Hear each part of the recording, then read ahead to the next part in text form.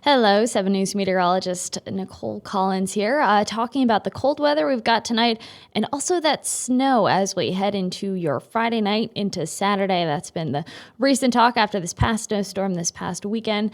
So let's dive right into that snow chance. Timeline for this would be Friday night through most of the day on Saturday. It's gone by Sunday. The thing that's different about this storm rather than the past storm we saw this past weekend is that it's more of a snow event and less of a freezing rain, ice, and sleet event. So that is good news in terms of power outages and hazardous travel. Of course, snow is still not great for some of this the hazardous travel, and that's one of those main risks we're watching with the storm as we head through the start of the weekend.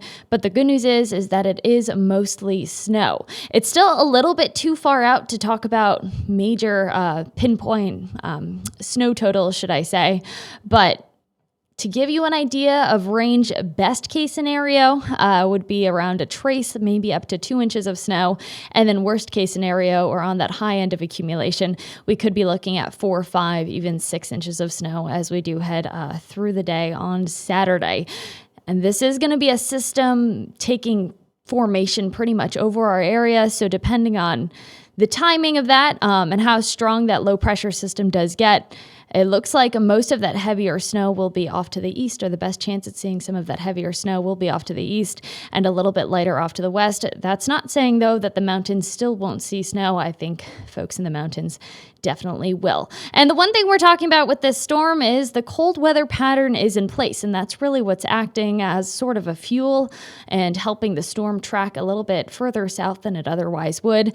These are the current temperatures right now for your Wednesday afternoon. We've got temperatures running in the 30s, 40s, even 50s across the southeast, so quite a bit cooler than what's normal for this time of year, and that will help steer that storm a little bit further south than we might often would.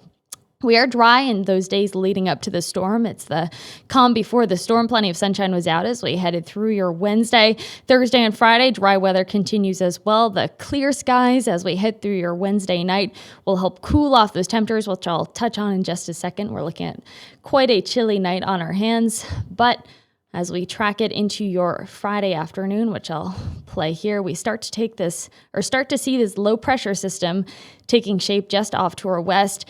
And as that starts to take more shape and gain strength, that's what's going to act as fuel for some of that snow moving through the area. So this is Friday during the first half of the day. I think we'll stay mostly dry and increase on the clouds.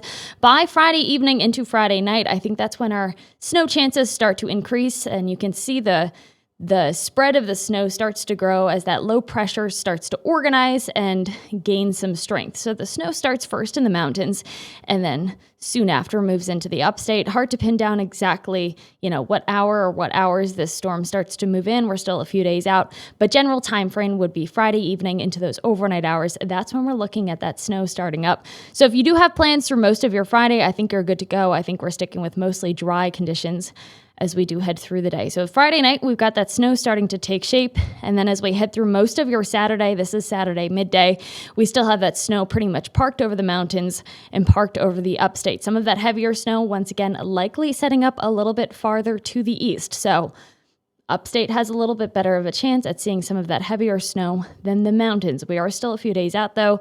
So the exact track, if this thing shifts a little bit, it is subject to change.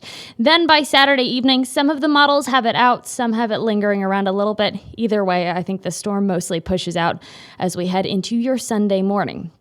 And then bumping back to those cold temperatures, let's talk about that, because that is the fuel that is really setting up for the storm to happen. Overnight lows tonight are down into the 20s and teens. We've got a bit of a breeze out there, so feels like temperatures, especially as we head into early tomorrow morning, they'll be in the teens for folks in the upstate. So sitting out by the bus stop, heading on your way out the door for work, make sure you're grabbing that winter coat, grabbing those layers. It's going to be another frigid morning on our hands. This is the pattern we've been stuck in for really the past week or two, and this is what's been keeping those winter storm tracks a little bit further south, putting us in the path, something similar we saw last weekend and something we'll likely see as we head into the start of this weekend. In the mountains, those feels like temperatures are down into the single digits by early tomorrow morning. So bundle up as we head through tonight. We've got similar temperatures sitting around for your Friday and into Friday night before this snow system pushes in Friday night through most of the day on Saturday. So continue to check in. We'll be posting updates on air and online as we head over the next few days. And drop any questions you have.